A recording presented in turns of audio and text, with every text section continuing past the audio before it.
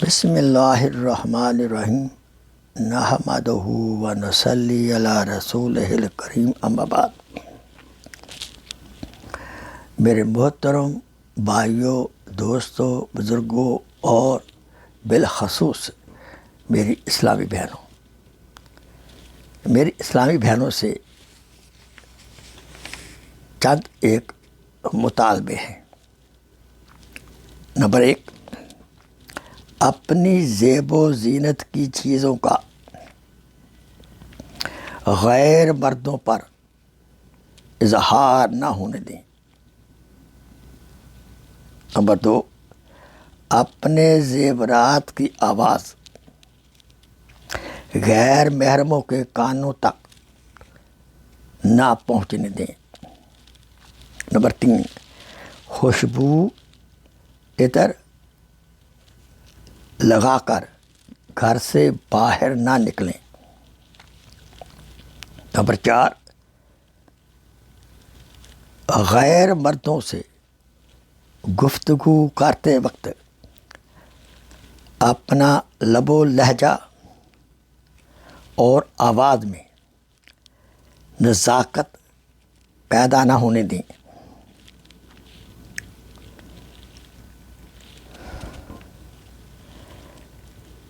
Number 5، ایسے راستے سے نہ گزریں جہاں مردوں کی ریل پیل زیادہ ہو، بلکہ کنارے کنارے ہو کر گزریں۔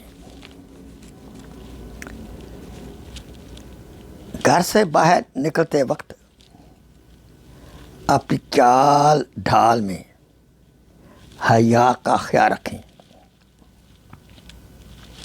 کسی غیر عورت کی صفت اپنے خامد کے سامنے بیان نہ کریں۔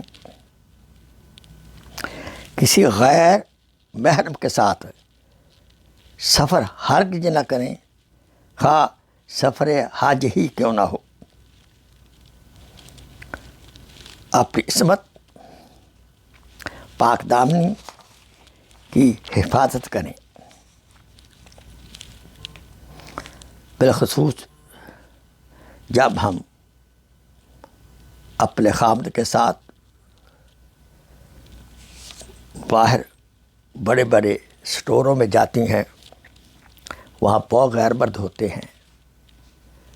خاص کر اس وقت اپنی زیب و زینت کی حفاظت کرنا ضروری ہے۔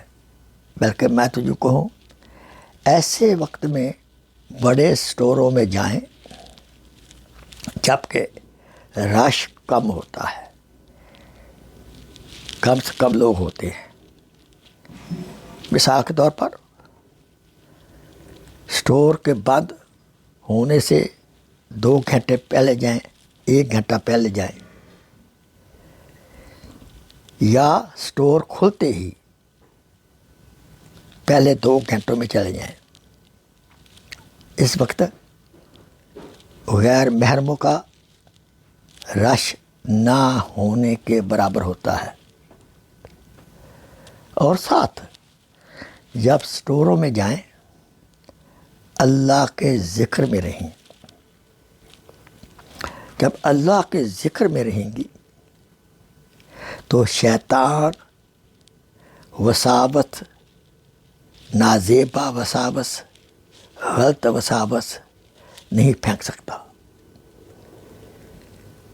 جب آپ ذکر سے غافل ہوں گی، اس وقت شیطان اٹیک کرتا ہے۔ شیطان سے بچنے کا واحد راستہ اللہ تعالیٰ کی ذات کا ذکر ہے۔ وآخر دعوانا ان الحمدللہ رب العالمین۔ Please share this video as a صدقہ جاریہ۔ جزاک اللہ خیر۔